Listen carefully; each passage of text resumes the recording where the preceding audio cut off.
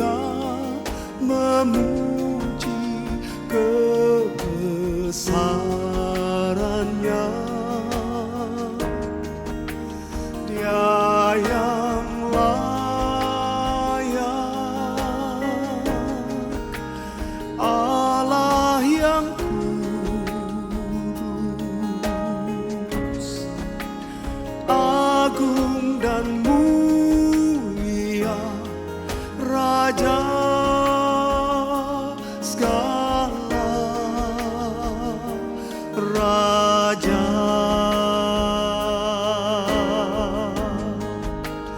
Kemuliaan Bapa Allah Maha Kuasa, beri pujian dan hormat selamanya.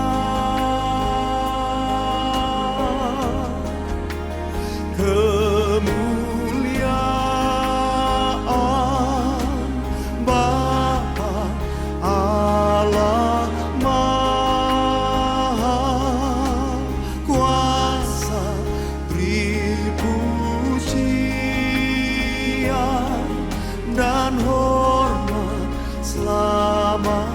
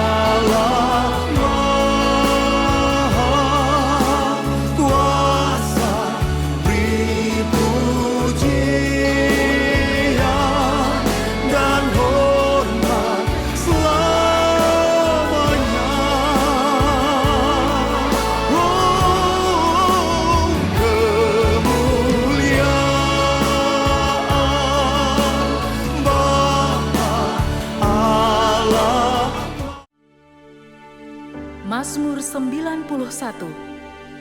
Orang yang duduk dalam lindungan yang maha tinggi dan bermalam dalam naungan yang maha kuasa akan berkata kepada Tuhan, tempat perlindunganku dan kubu pertahananku, Allahku yang kupercayai. Sungguh, dialah yang akan melepaskan engkau dari jerat penangkap burung, dari penyakit sampar yang busuk. Dengan kepaknya ia akan menudungi engkau, di bawah sayapnya engkau akan berlindung. Kesetiaannya ialah perisai dan pagar tembok. Engkau tak usah takut terhadap kedahsyatan malam, terhadap panah yang terbang di waktu siang, terhadap penyakit sampar yang berjalan di dalam gelap, terhadap penyakit menular yang mengamuk di waktu petang. Walau 1.000 orang rebah di sisimu dan 10.000 di sebelah kananmu, tetapi itu tidak akan menimpamu. Engkau hanya menontonnya dengan matamu sendiri dan melihat pembalasan terhadap orang-orang fasik. Sebab Tuhan ialah tempat perlindunganmu, yang maha tinggi telah kau buat tempat perteduhanmu. Malapetaka tidak akan menimpa kamu, dan tulah tidak akan mendekat kepada kemahmu. Sebab malaikat-malaikatnya akan diperintahkannya kepadamu untuk menjaga engkau di segala jalanmu. Mereka akan menatang engkau di atas tangannya, supaya kakimu jangan terantuk kepada batu. Singa dan ular tedung akan kau langkahi. Engkau akan menginjak anak singa dan ular naga. Sungguh, hatinya melekat kepadaku, maka aku akan meluputkannya. Aku akan membentenginya, sebab ia mengenal namaku. Bila ia berseru kepadaku, aku akan menjawab. Aku akan menyertai dia dalam kesesakan. Aku akan meluputkannya dan memuliakannya. Dengan panjang umur akan kukenyangkan dia, dan akan kuperlihatkan kepadanya keselamatan daripadaku. Pentakosta ketiga. Pentakosta ketiga adalah pencurahan Roh Kudus yang dahsyat di zaman ini, melebihi yang terjadi di Azusa Street. Pentakosta ketiga akan mengakibatkan penuaian jiwa yang terbesar dan yang terakhir sebelum Tuhan Yesus datang kembali. Pentakosta ketiga akan membangkitkan generasi Yeremia, yaitu anak-anak muda yang dipenuhi Roh Kudus, cinta mati-matian kepada Tuhan Yesus, tidak kompromi terhadap dosa, dan akan bergerak untuk memenangkan jiwa. Pentakosta ketiga lahir di Indonesia dan bergerak ke bangsa-bangsa. Gerakan ini dari timur ke barat dan akan kembali ke Yerusalem. Pentakosta ketiga akan memberikan kuasa untuk menyelesaikan amanat agung, dan setelah itu Tuhan Yesus datang kembali. Shalom saudara, memasuki bulan ini kita memperingati hari Jumat Agung dan hari kebangkitan Tuhan Yesus atau Paskah. Salah satu perdebatan yang terjadi beribu-ribu tahun sejak gereja berdiri adalah apakah kematian dan kebangkitan Yesus itu benar-benar terjadi atau hanya isapan jempol belaka. Di dalam Voice of Pentecost kali ini, kita akan membahas mengenai fakta kebangkitan Kristus. Pertama, kita perlu bertanya dahulu, apakah Yesus benar-benar mati secara historis di atas kayu salib? Karena ada juga teori yang beredar di luar sana bahwa Yesus tidak benar-benar mati. Faktanya adalah Yesus secara historis terbukti benar mati di atas kayu salib menurut hukuman Romawi saat itu. Kita memiliki bukti-bukti kuat dari kitab Perjanjian Baru dan kitab sejarah di luar Alkitab yang mencatat ada seseorang bernama Yesus yang betul-betul mati di atas kayu salib. Kedua, bahkan seorang pakar sejarah Perjanjian Baru yang juga seorang ateis dan kritikus utama terhadap kebangkitan Yesus, yaitu Dr. Gerd Ludemann, berkata, secara historis tidak dapat disangkal bahwa Yesus betul-betul mati. Nah, yang seringkali menjadi pertanyaan orang adalah, apakah betul Yesus itu bangkit dari kematian? Bagaimana saya bisa menjelaskan hal ini kepada orang yang ragu? Hari ini, kita akan melihat setidaknya 4 fakta sejarah yang membuktikan kebangkitan Kristus.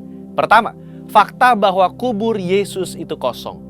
Ini adalah salah satu bukti terpenting mengenai kebangkitan Yesus. Karena bahkan orang-orang yang tidak setuju dengan pengajaran Yesus, yaitu para imam kepala dan orang Farisi, mengakui bahwa kubur itu kosong. Ketika para murid mulai berbicara mengenai Tuhan Yesus yang bangkit dari kematian, mereka sampai harus membuat berita bohong bahwa murid-muridnya datang dan mencuri mayat Yesus. Poinnya adalah, imam-imam kepala saat itu juga sadar bahwa kubur Yesus kosong, tetapi mereka tidak mau mengakui kebangkitan Tuhan Yesus. Mereka membuat berita bohong yang tersebar sampai hari ini. Imam kepala dan orang Farisi tidak bisa menjelaskan bagaimana kubur itu kosong. Kedua, fakta bahwa prajurit Romawi turut menyaksikan kebangkitan Yesus. Kubur Yesus dijaga oleh para prajurit Romawi yang diminta sendiri oleh para imam kepala dan orang Farisi kepada Pilatus. Bagaimana mungkin penjaga-penjaga yang memeterai kubur itu dan menjaganya tidak sadar kalau ada murid yang berusaha mencuri dan membuka batu kuburan itu? Alkitab malah mencatat ketika Yesus bangkit, penjaga-penjaga itu gentar ketakutan dan menjadi seperti orang-orang mati. Kalau prajurit Romawi lalai melaksanakan tugas, seharusnya mereka dihukum mati, bukan? Tetapi faktanya adalah mereka diberikan sejumlah besar uang untuk tutup mulut perihal mujizat kebangkitan Yesus. Ketiga, fakta pertobatan Yakobus saudara Yesus dan juga Saulus. Yakobus yang adalah saudara kandung dari Yesus juga awalnya tidak percaya bahwa Yesus betul-betul anak Allah. Malahan jika kita baca dari Markus 3 ayat 21 dan Yohanes 7 ayat 1-10, jelas tertulis bahwa saudara-saudaranya sendiri pun tidak percaya kepadanya. Tetapi apa yang terjadi dalam kitab Kisah Para Rasul? Kita menemukan Yakobus saudara Yesus menjadi kepala gereja di Yerusalem. Sekarang, menurut saudara, apa yang bisa mengubah hati Yakobus dari yang tidak percaya kepada pelayanan Yesus berubah menjadi kepala gereja, dan bahkan mati martir setelah kematian saudaranya sendiri. Jelas kebangkitan Kristus yang mengubah hati Yakobus. Perubahan hati dari Yakobus yang bahkan mati menjadi martir sekitar tahun 60 membuktikan berita tentang kebangkitan Yesus adalah nyata. Bagaimana dengan Saulus? Seorang Farisi yang sangat dihormati dan telah memimpin kegerakan awal di dalam mencari dan membunuh orang-orang Kristen pada zaman itu. Dia bertobat dan tidak main-main. Kehidupannya berubah 180 derajat dari pembunuh menjadi pengabar Injil. Paulus mengalami perjumpaan pribadi dengan Yesus yang telah bangkit itu dan menjadi salah satu rasul yang menulis banyak kitab di Perjanjian Baru dan rasul yang setia mengabarkan Injil sampai akhir hayatnya. Yang keempat, fakta dari banyaknya saksi mata yang menyaksikan kebangkitan Yesus Kristus. Kalau hanya 1 atau 2 orang yang menyaksikan kebangkitan Yesus dan hanya 1 atau 2 naskah kuno yang menulis mengenai kebangkitan Yesus, mungkin patut dipertanyakan. Tetapi Yesus tidak menampakkan dirinya hanya kepada 1 atau 2 orang, tetapi kepada banyak orang. Kutipan Paulus di dalam 1 Korintus 15 ayat 5-7 yang adalah kredo atau pernyataan iman gereja mula-mula dan dibacakan dari minggu ke minggu jelas menyatakan bahwa Yesus menampakkan dirinya kepada Petrus, kepada murid-muridnya, kepada lebih dari 500 saudara sekaligus, kepada Yakobus, dan kepada semua rasul. Dalam tulisan-tulisan Injil Matius, Markus, Lukas, dan Yohanes, kita menemukan cerita yang mendukung kredo gereja mula-mula tersebut. Luar biasa bukan? Akhirnya saudara, kita sebagai orang percaya perlu menyadari bahwa bukti-bukti tentang kebangkitannya menguatkan bahwa Yesus itu bangkit. Seperti gembala kita Paniko berkata, jika Yesus tidak bangkit dari kematian, maka sia-sialah kepercayaan kita.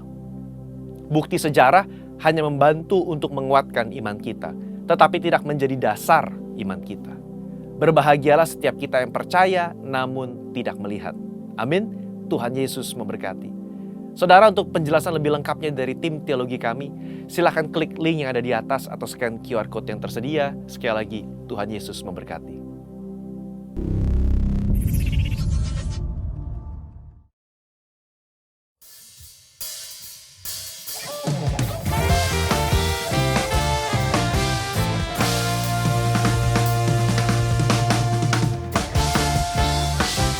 Ada kuasa kebangkitan di dalam Yesus. Haleluya.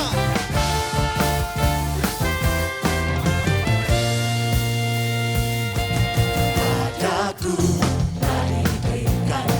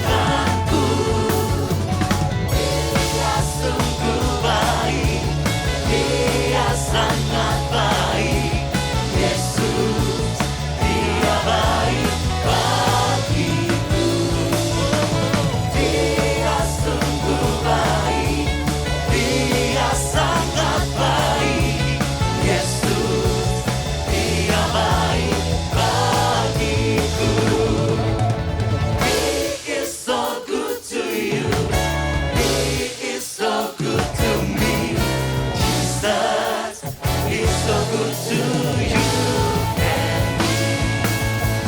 He is so good to you. He is so good to me. Jesus, He's so good to you and me. Jesus, He's so good to you. He's so good to me. He's so good to you and me. He's so good to you and me. Hallelujah.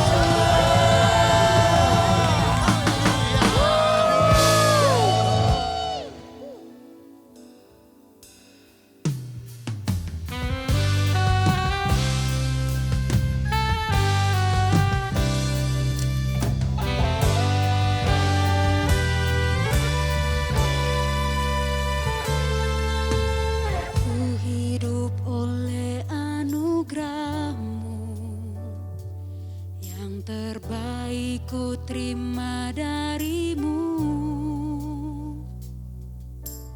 Rancangan-Mu indah bagiku, sebab ku hidup selalu di dalam-Mu. Tiada pernah ku meragukan bukti kasih dan karya salib-Mu. Kau telah mati gantikan hidupku, sebab itu ku selalu bersyukur. Kasih-Mu memulihkan hidupku, kuasa-Mu membangkitkan rohku. Darah-Mu telah tercurah bagiku, pengorbanan-Mu sempurna.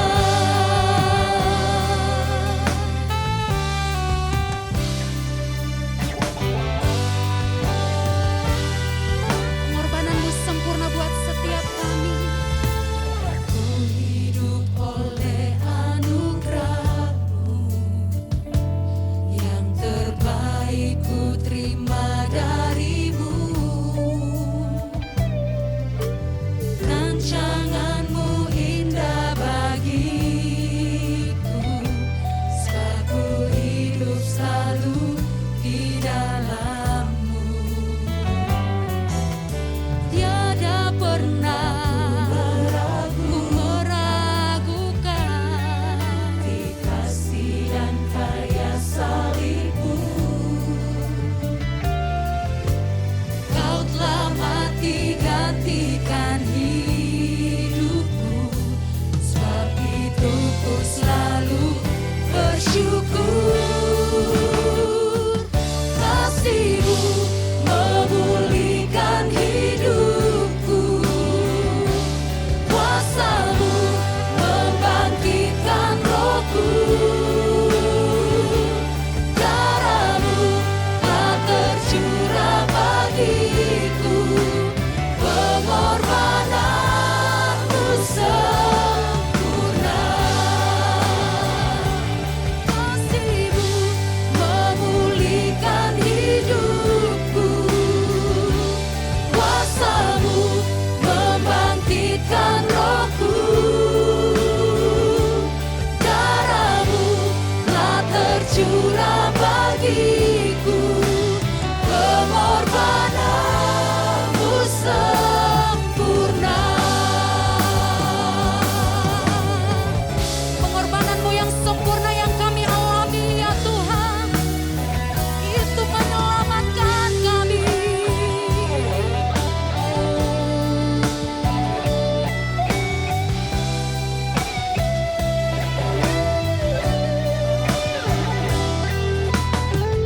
Sebab itu dengan hati yang bersyukur, memandang Engkau Tuhan, yang sudah menyelamatkan setiap kami. Kasih-Mu memulihkan hidupku, kuasa-Mu membangkitkan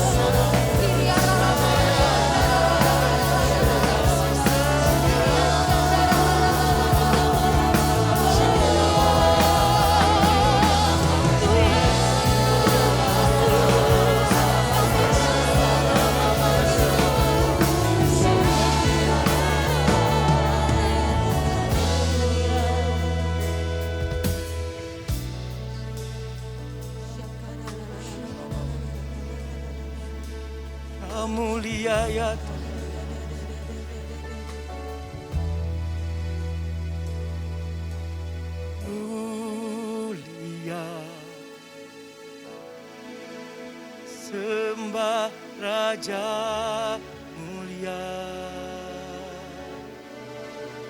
Bagi Yesus puji, hormat, dan kuasa.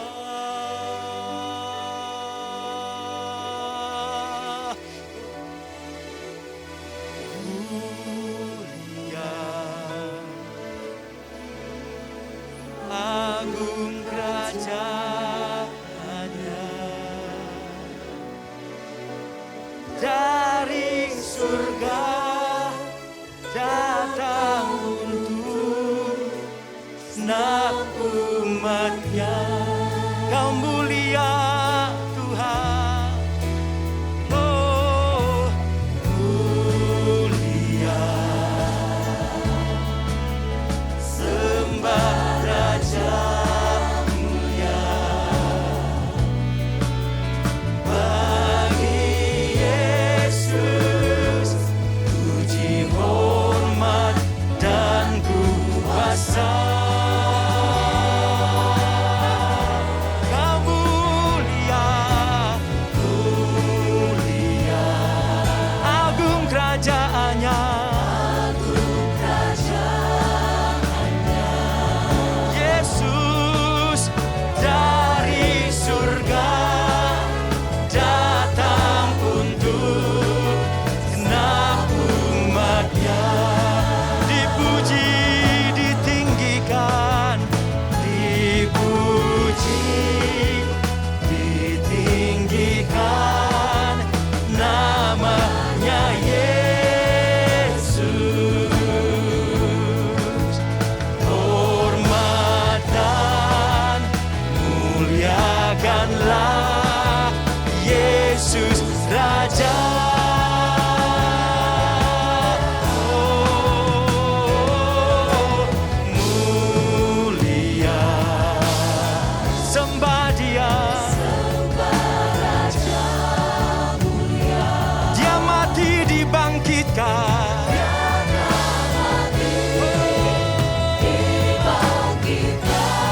Haleluya. Oh, kami memuji-muji-Mu ya Tuhan. Dipuji, ditinggikan, namanya Yesus. Hormat dan muliakanlah Yesus Raja. Oh, mulia, sembah Raja mulia. Dia telah mati, dibangkitkan, jadi Raja.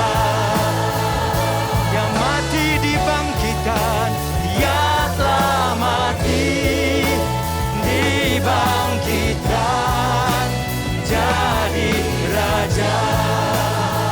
Yesus Tuhan, Dia telah mati, dibangkitkan,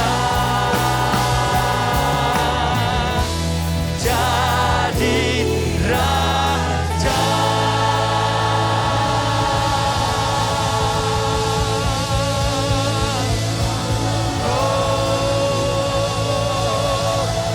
Engkau mati dan bangkit bagi kami ya Tuhan. Yesus dibangkitkan jadi Raja. Haleluya. Kami sembah Kau ya Tuhan.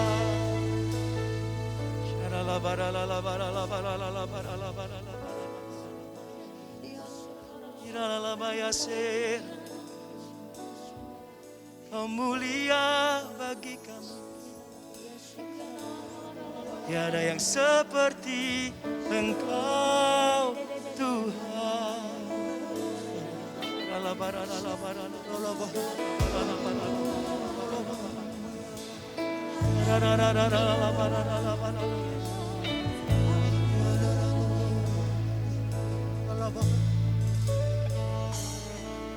To God be the glory. To God be the glory. To God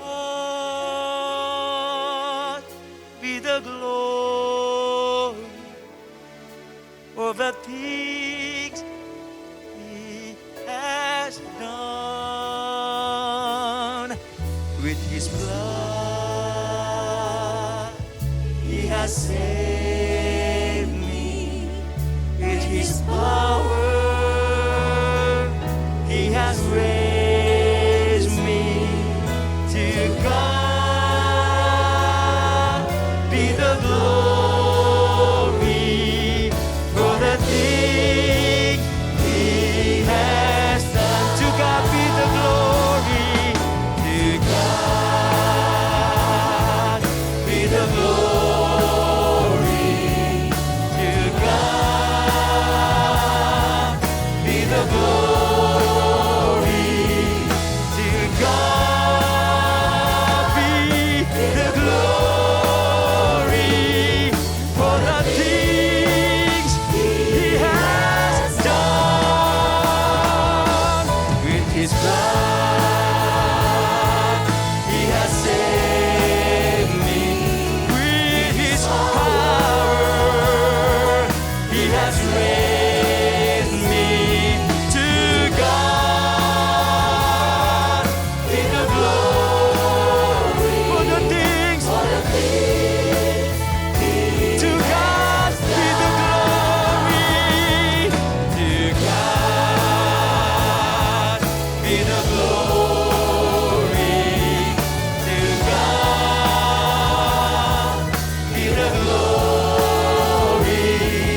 To God be the glory. Hallelujah. With His blood,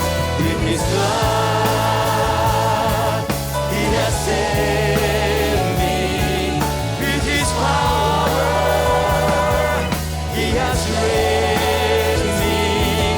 To God be the glory for the things He has done.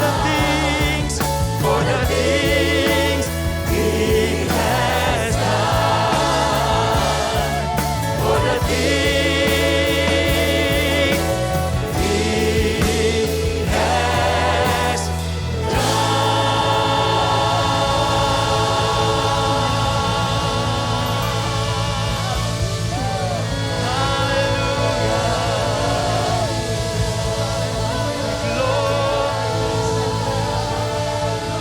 Jesus.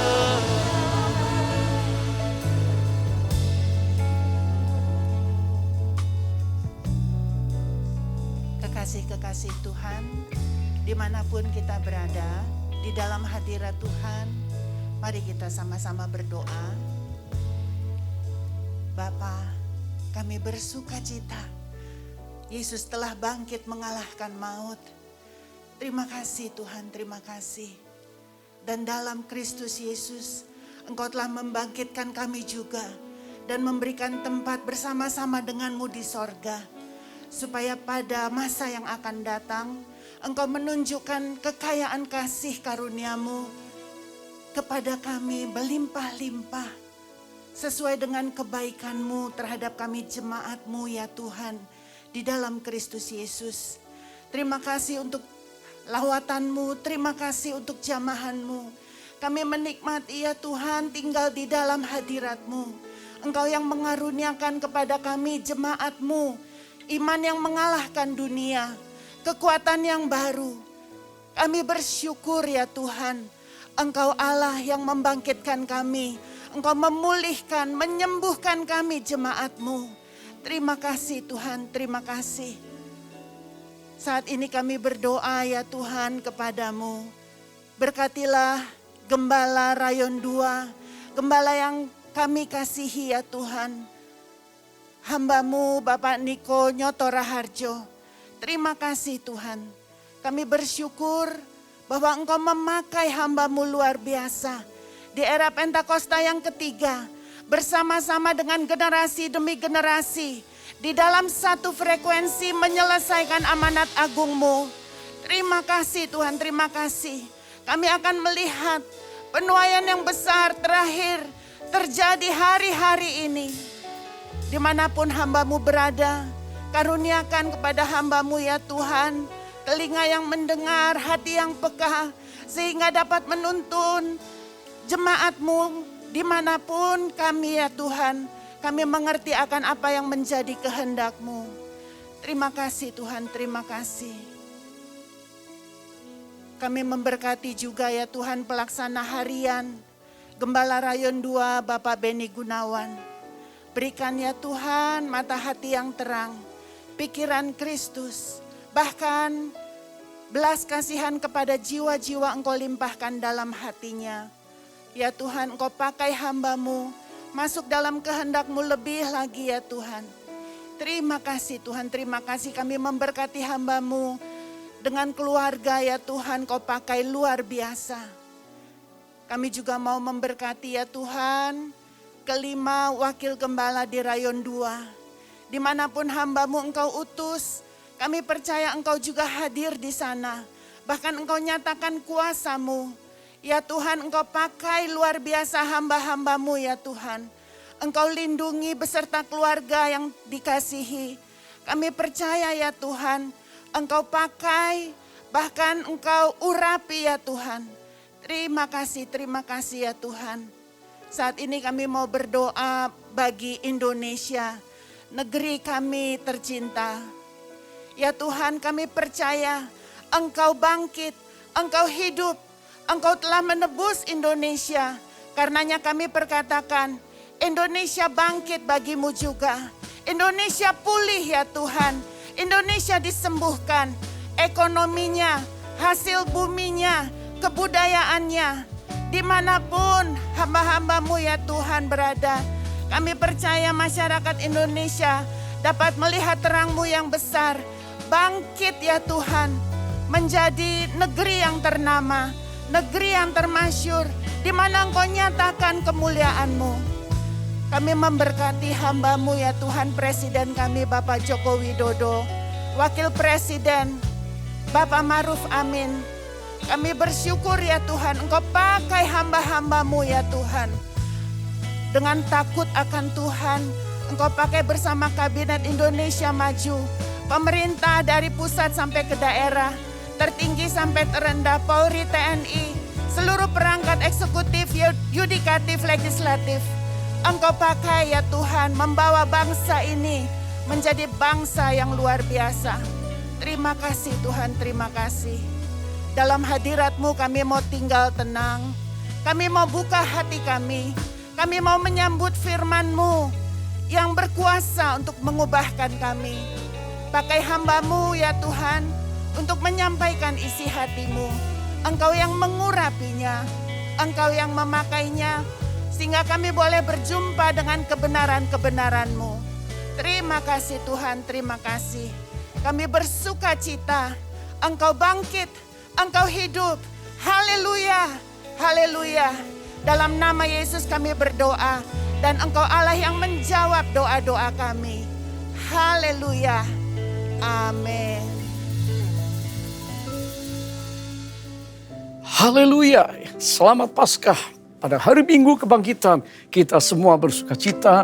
Saya ingin menyapa saudara sekalian yang ada di rumah-rumah berkelompok. Kita merayakan Paskah, kebangkitan Kristus dari antara orang mati. Tentunya ini berita sukacita, ini hari sukacita, dan saudara semuanya pasti rindu sesuatu terjadi dalam hidup kita. Haleluya, mari kita berdoa.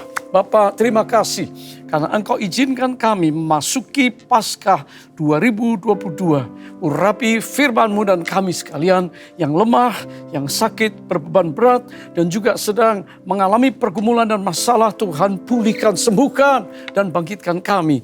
Oleh karena kuasa kebangkitan Kristus, maka kami juga akan bangkit. Dalam nama Yesus yang kudus, kami berdoa, bersyukur, haleluya, amin. Puji Tuhan, saudara yang dikasihi Tuhan. Pada hari ini tentu banyak di antara kita yang merindukan sesuatu dari Tuhan. Banyak yang sedang bergumul, banyak yang sedang bertanya-tanya, banyak yang sedang mengalami satu proses dalam hidup ini yang tentunya silih berganti terus-menerus. Baru beberapa saat kita lewati hari Jumat, kita rayakan, kita ucapkan syukur untuk Jumat Agung di mana kita peringati kebangkitan Kristus di atas kayu salib 2000 tahun yang lalu. Kematian Kristus, penguburannya, dan juga hari ini kita rayakan kebangkitannya. Saudara, tentunya kematian Kristus merupakan suatu tragedi kemanusiaan, kekejaman yang paling terjadi dalam sejarah manusia. Seorang yang tidak berdosa, tetapi dia dibenci, dia difitnahkan, dia dibunuh, dia dianiaya, dia mengalami hal-hal yang sangat menyakitkan sebagai manusia. Tetapi dia datang untuk kita karena kasih Allah yang besar untuk kita. Saudara, mari kita melihat apa yang terjadi di hari Jumat. Jumat berbicara tentang hari di mana terjadinya kesakitan yang luar biasa. Jumat juga terjadi hari penderitaan yang begitu hebat. Jumat adalah satu keadaan di mana Getsemani, di mana ketidakberdayaan Kristus, dia berseru kepada Bapa agar cawan itu dilalukan daripada dia. Agoni. Hari ini saya percaya kita semuanya, mungkin saudara juga melewati Jumat itu. Kalau Kristus Yesus mengalami penderitaan, mengalami satu kesakitan yang luar biasa, maka kesakitannya ada di dalam tubuhnya. Tubuhnya didera, dia dicambuk, dia dipaku, dia dikenakan mahkota duri. Dia terjatuh dan dia ditusuk lambungnya. Dan dia juga mengalami penderitaan yang hebat karena ditampar, dipukul, didera, dicambuk dan dilakukan hal-hal yang jahat. Tentu secara tubuh mengalami kesakitan yang luar biasa. Tapi tidak hanya physical pain, tubuhnya yang sakit. Tapi ada emotional pain. Kesakitan dalam emosi dia, di mana dia ditinggalkan oleh para muridnya. Dia butuh seorang, dia butuh dua orang. Pada waktu dia mengalami kepedihan dan ada di Taman Getsemani, dia berkumpul bersama orang-orang inti. Dia ingin sharing beban dia, dan itulah yang dia lakukan. Tapi mereka tertidur dan akhirnya mereka juga mulai meninggalkan dia.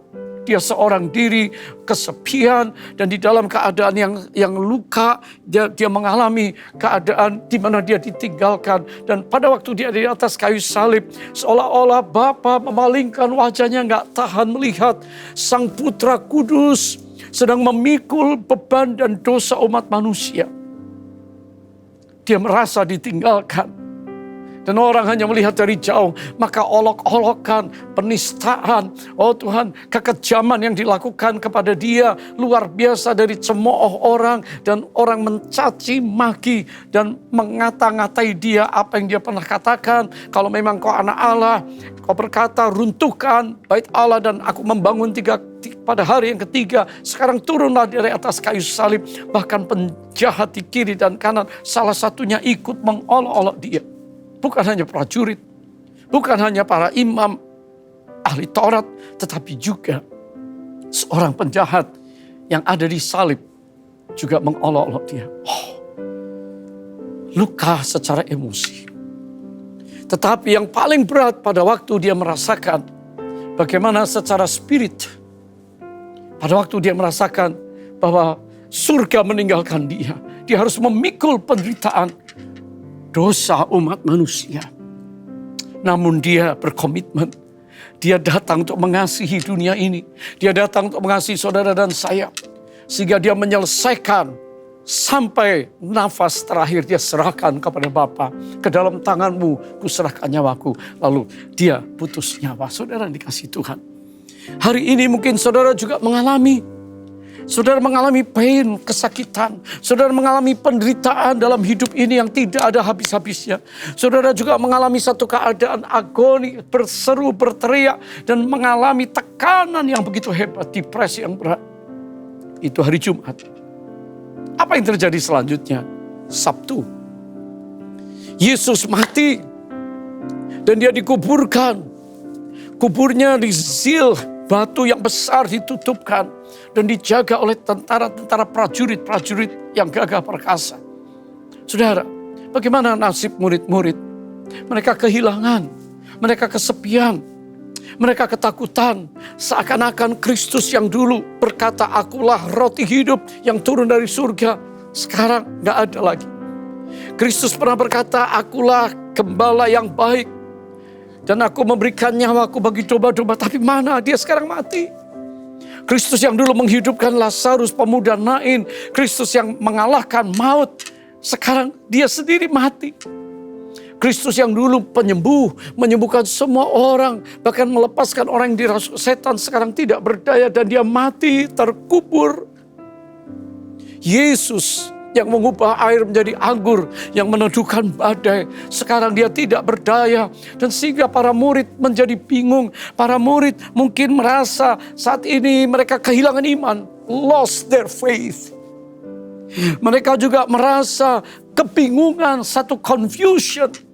Benarkah kerajaan Allah yang dibawa oleh Yesus? Benarkah Yesus apa yang dia katakan, apa yang dia firmankan, apakah terjadi? Kok ternyata dia mati? Saudara. Dan di dalam keadaan seperti itu sebuah misteri yang luar biasa. Sehingga mereka lari, mereka menutup pintu di rumah-rumah. Seakan-akan kehilangan iman. Seakan-akan mereka tidak punya Kristus dalam hidup mereka. Ini yang terjadi pada hari Sabtu.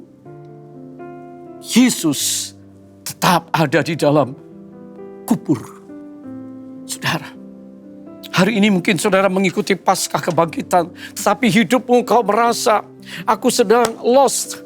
Aku sedang kehilangan pengharapan. Aku sedang kehilangan sukacita. Aku kehilangan damai. Aku gak tahu lagi apakah Tuhan sayang kepadaku. Apakah mujizatnya masih ada. Apakah aku yang sakit bisa sembuh. Apakah aku yang luka bisa dipulihkan. Apakah aku yang jalannya sesat bisa kembali ke jalan yang benar.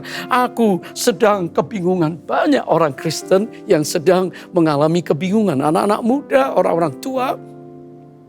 Kenapa? Pandemi ini, kenapa ekonomi yang sulit, kenapa penderitaan, kenapa, why, and why. Sehingga saudara, di dalam keadaan kebingungan, itu Sabtu. Tapi mari kita percaya, Yesus Jumat, pada Jumat Agung dia mati. Sabtu dia ada di kubur hari kedua. Dan hari ketiga minggu pagi. Oh, ini satu sukacita. Berita inilah yang ingin saya sampaikan untuk saudara. Betapa hari Minggu itu merupakan hari sukacita, joy. Hari Minggu itu merupakan hari perayaan, celebration karena kebangkitan. Hari Minggu adalah hari kemenangan karena Kristus menang. Kristus bangkit. Kristus mengalahkan maut. Kristus mengalahkan neraka. Kristus mengalahkan musuh-musuhnya. Dan dia bangkit dari antara orang mati. Untuk itulah saudara, hari ini kita merayakan kebangkitan. Dan jangan di antara kita yang terus terlena, terus berduka, terus bingung. Saudara punya pegangan bahwa Yesus yang bangkit akan memberikan berkat istimewa pada saat ini. Haleluya. Katakan amin saudara. Baik, mari kita merayakan kebangkitan Kristus. Kalau setiap kita, setiap orang, saudara, mungkin saudara ada di hari-hari Jumat, saudara mungkin ada di siklus hari Sabtu, tapi percayailah, saudara juga ada di siklus hari Minggu, harinya Tuhan. Sebab itu kita merayakan Paskah hari ini, tentunya keadaan kesakitan, kelemahan, berulang kali ada keadaan kebingungan itu terus-menerus berputar dan juga keadaan kemenangan terjadi. Tapi mari kita hari ini berkata, Tuhan, Engkau bangkit dan tentunya ada kuasa yang membangkitkan hidupku. Haleluya. Mari kita melihat Alkitab kita yang tertera di dalam Injil menurut Markus pasal yang ke-16 ayat pertama sampai 8. Setelah lewat hari Sabat, Maria Magdalena dan Maria ibu Yakobus serta Salome membeli rempah-rempah untuk pergi ke kubur dan meminyaki Yesus. Minggu pagi. Pagi-pagi benar, pada hari pertama minggu itu, setelah matahari terbit, pergilah mereka ke kubur. Mereka berkata seorang kepada yang lain, "Hei, siapa yang akan menggulingkan batu itu bagi kita dari pintu kubur?" Karena mereka mau merempah-rempahi. Tetapi ketika mereka melihat dari dekat, tampaklah batu yang memang sangat besar itu sudah terguling. Lalu mereka masuk ke dalam kubur dan mereka melihat seorang muda yang memakai jubah putih duduk di sebelah kanan. Mereka pun sangat terkejut, tetapi orang muda itu berkata kepada mereka, "Jangan takut. Kamu mencari Yesus orang Nazaret yang disalibkan itu, ia telah bangkit. Ia tidak ada di sini. Lihat, inilah tempat mereka membangkitkan dia. Lihat, inilah tempat mereka membaringkan dia. Ia telah bangkit, ia tidak ada di sini." Ini berita sukacita. Yesus telah bangkit dan tidak ada di dalam kubur itu. Saudara, tetapi sekarang pergilah katakanlah kepada murid-muridnya dan kepada Petrus. Ia mendahului kamu ke Galilea. Di sana kamu akan melihat dia seperti yang sudah dikatakannya kepadamu. Lalu mereka keluar dan lari meninggalkan kubur itu sebab gentar dan dahsyat menimpa mereka. Mereka tidak mengatakan apa-apa kepada siapapun juga karena takut. Dengan singkat mereka sampaikan semua pesan itu kepada Petrus dan teman-temannya. Sesudah itu Yesus sendiri dengan perantaraan murid-muridnya memberitakan dari timur ke barat berita yang kudus dan yang tak terbinasakan tentang keselamatan yang kekal itu. Ayat 8 berkata, Yesus dengan perantaraan murid-muridnya yang telah mendengar berita kebangkitan, mereka memberitakan dari timur ke barat berita yang kudus dan tak terbinasakan tentang keselamatan yang kekal itu. Hari ini saya bersyukur, kita semua berbahagia, dan kita semua mengucap syukur bahwa Kristus telah bangkit. Dan tentunya ada berkat istimewa. Pertanyaan, banyak orang yang mengolok-olok, banyak orang yang sampai zaman ini. Dari waktu Kristus banyak orang gak percaya, mereka takut.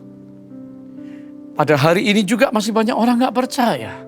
Dan mereka tidak percaya bahwa Kristus Yesus adalah Tuhan yang telah bangkit dari antara orang mati. Bagaimana kalau Yesus tidak dibangkitkan dari kematian? Tentunya kita semua masih hidup di dalam dosa. Karena 1 Korintus 15 ayat 17 berkata, dan jika Kristus tidak dibangkitkan, maka sia-sialah kepercayaan kamu. Dan kamu masih hidup dalam dosa. Saudara, kita ngerti, kalau seseorang hidup dalam dosa, manusia yang sudah jatuh dalam dosa, tidak dapat tertolong. Dan upah dosa, akibat dosa adalah kematian dan kematian kekal. Maut, neraka. Saudara, tapi puji Tuhan, praise the Lord. He is alive, dia hidup.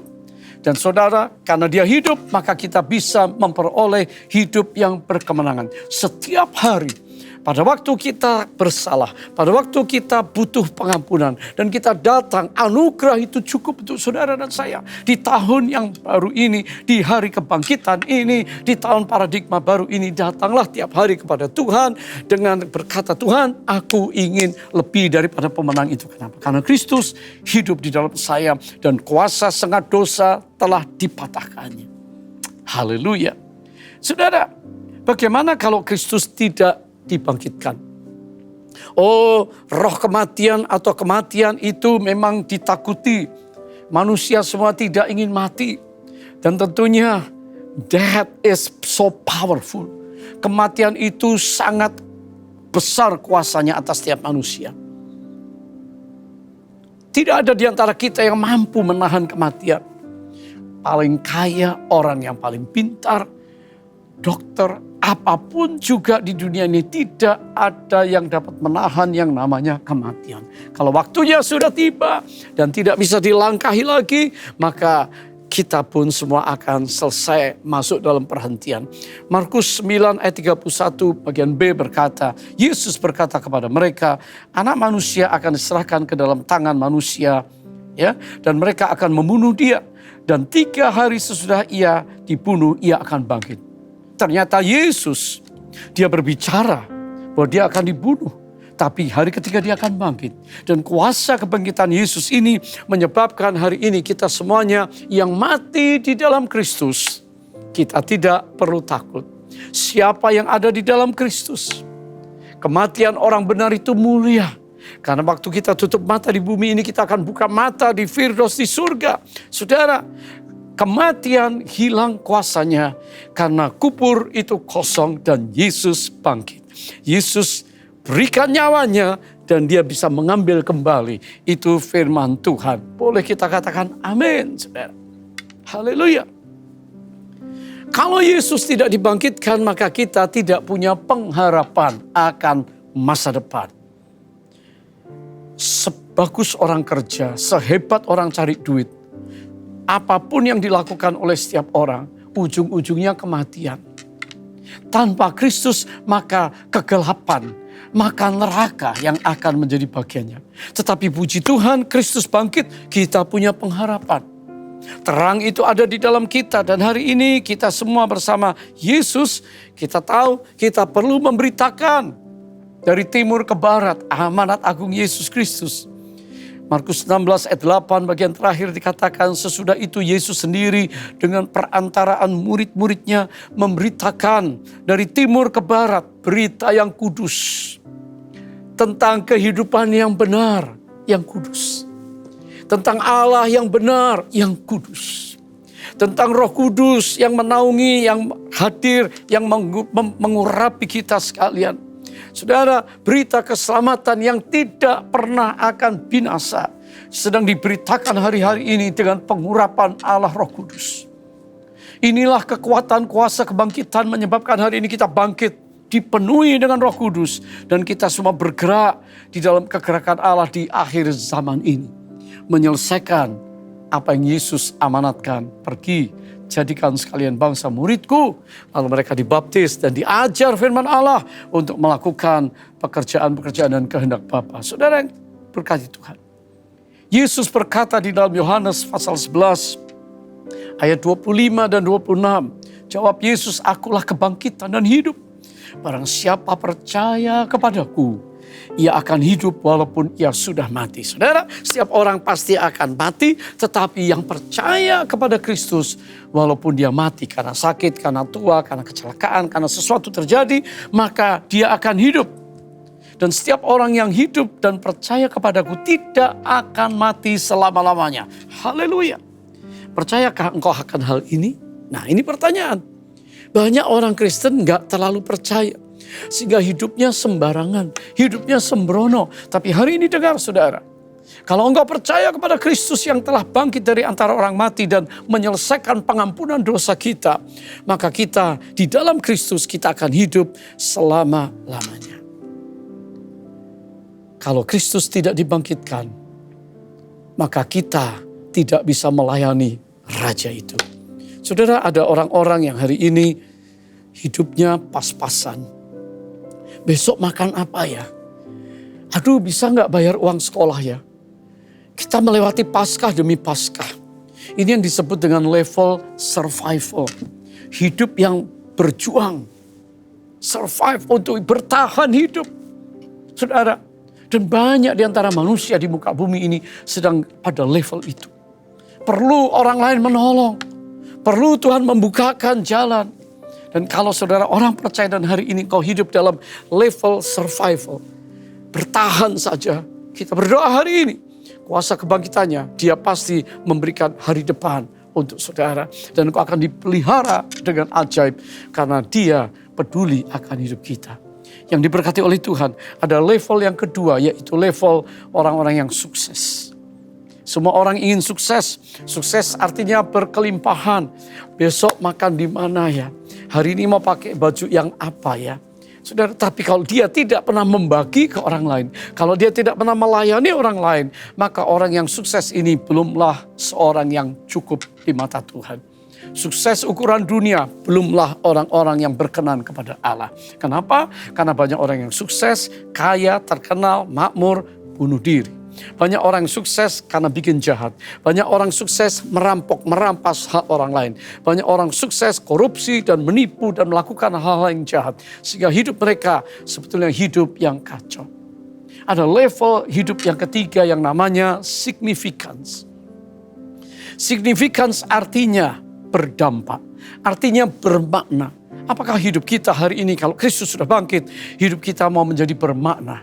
Sehingga kita bisa menjadi saksi Kristus. Saudara, hidup yang bermakna bukan karena punya uang, tapi hidup yang melayani. Significance comes from serving. Orang-orang yang hidupnya punya makna, orang-orang hidupnya berdampak adalah karena melayani orang lain. Sehingga orang lain tertolong, keluarga kita, masyarakat, di tempat kerja saudara, di tempat pelayanan saudara. Engkau akan berkata, saya hidupnya significance bukan karena apa yang saya pakai, barang berharga, barang bermerek, no way. Bukan karena mobil saya ini saya lebih signifikan dari lain, maaf. Bukan gerejaku lebih besar, gereja kami lebih signifikan dari gereja lain. Tidak. Tapi significance berbicara tentang apakah gereja kita hari ini menjadi dampak dan melayani kepada seluruh masyarakat, kepada generasi, dan kepada kebutuhan orang-orang di sekitar kita. Mari kita bangkit, supaya pastikan bahwa hari ini kita bergantung kepada kuasa kebangkitan Kristus. Saudara yang dikasihi oleh Tuhan, hari ini mari kita semua mengerti bahwa Tuhan mengasihi kita. Dan Tuhan ingin kita bangkit.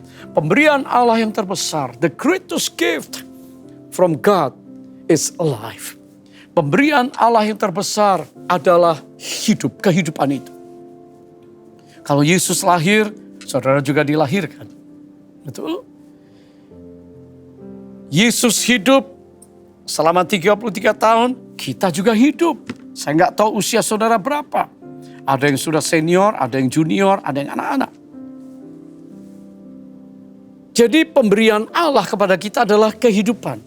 Tapi sayang, the biggest loss of life is death. Kematian adalah kehilangan terbesar dari kehidupan itu. Saudara, upah dosa itu kematian, maut. Sebab upah dosa ialah maut, Roma 6 ayat 23. Saudara, Yesus mati 2000 tahun yang lalu. Kita juga mati. Yesus dikubur, kita juga dikubur. Tapi hal ketiga yang hari ini saya ingin beritakan pada saudara. The biggest victory, kemenangan terbesar adalah the resurrection of Jesus Christ. Kebangkitan Yesus dari antara orang mati. Siapa yang bisa bangkit? Siapa yang bisa menandingi Yesus Kristus di dunia ini dalam sejarah dunia? Tidak pernah ada. Filsuf, ahli agama, semua pengajaran apapun di agama apapun, tidak ada yang bisa mengajarkan ada kebangkitan orang mati kecuali hanya Kristus yang bangkit. Dan di dalam Kristus kita juga akan punya tubuh kebangkitan. Saudara, jadi kebangkitan Kristus tidak ada siapapun yang bisa menirunya. Karena dia adalah Tuhan, dia adalah Allah. Dia berkata, aku datang untuk memberikan nyawaku, untuk mati. Tapi aku akan mengambilnya kembali. Dia hidup kembali. Dan dia berkata, akulah kebangkitan dan hidup. Barang siapa percaya kepadaku, walaupun sudah mati, ia akan hidup kembali. Saudara percaya hari ini sebagai orang percaya, saya tantang saudara yang belum pernah memberikan hidup pada Kristus, terimalah dia hari ini. Pada minggu kebangkitan. Hari ini di antara kita ada yang mengalami kelemahan, ada yang galau, ada yang terhilang, ada yang ketakutan, ada yang merasa confused, bingung. Mari kita kembali bahwa Yesus yang bangkit. Kita tidak akan mengalami kematian rohani. Kita harus bangkit kembali karena Kristus hidup. Dan dia akan memberikan hari depan untuk kita. Jadi kemenangan yang terbesar adalah kebangkitan Kristus. Saya mau mengajak kita semuanya bersukacita, berikan tepuk tangan bagi Allah, saudara. Haleluya. Haleluya, haleluya. Haleluya. Mari saya akan berdoa untuk saudara. Dan sebelumnya mari kita nyanyikan satu nyanyian pujian tentang Kristus yang bangkit. Dan ada sukacita yang melimpah, sukacita yang besar di tengah-tengah kita pada Paskah hari ini. Haleluya. Mari Bapak Ibu Saudara sekalian di rumah-rumah, angkat tangan saudara, katakan nyanyian ini. Sebab dia hidup, ada hari esok, sebab Dia hidup. Ku tak gentar, karena ku tahu Dia pegang hari esok. Hidup jadi berarti sebab Yesus hidup. Boleh angkat tangan saudara, katakan hidup jadi berarti sebab Yesus hidup. Katakan haleluya. Sekali lagi katakan haleluya. Katakan haleluya. Ia tidak ada di sini. Ia telah bangkit. Dan saya percaya kemenangan kebangkitan Kristus membangkitkan iman kita, pengharapan kita, dan sukacita kita bagi Dia. Mari kita berdoa sama-sama. Bapa surga yang mengasihi kami, dan di dalam kemenangan victory of the name of Jesus Christ, kami katakan hari ini umat-Mu yang lemah, yang bingung, yang mengalami luka, yang sakit, yang mengalami penderitaan Tuhan. Kami tidak akan terus tinggal dalam duka, tidak tinggal pada hari Jumat. Tapi kami tidak hanya tinggal pada hari Sabtu dalam kebingungan, kegalauan, dan ketidakpastian. Tapi kami masuk hari Minggu kebangkitan. Dan sebab itu ada pengalaman bangkit, ada pengalaman kemenangan, ada pengalaman sukacita yang baru. Urapi gereja-Mu, urapi anak-anak-Mu dan hamba-hamba-Mu, supaya minggu kebangkitan ini kami beroleh kuasa kebangkitan karena Roh Kudus yang bergerak di dalam kami. Berkati seluruh umat-Mu, seluruh sidang jemaat-Mu, bahkan yang baru masuk iman. Tuhan, kuatkan langkah mereka. Sekali Kristus, selamanya Yesus Tuhan dan Raja bagi kami. Dalam nama Yesus, haleluya, amin. Selamat Paskah, Tuhan memberkati saudara. Angkat tangan saudara, terima berkat Tuhan. Pulanglah dengan berkat Tuhan. Kasih karunia yang berlimpah-limpah daripada Allah Bapa dalam Anak yang tunggal Yesus Kristus. Persekutuan yang manis dengan Roh Kudus menyertai saudara sekalian mulai hari ini sampai terus datang menjemput kita di awan-awan dan bahkan sampai selama-lamanya. Yang percaya bersama-sama katakan amin.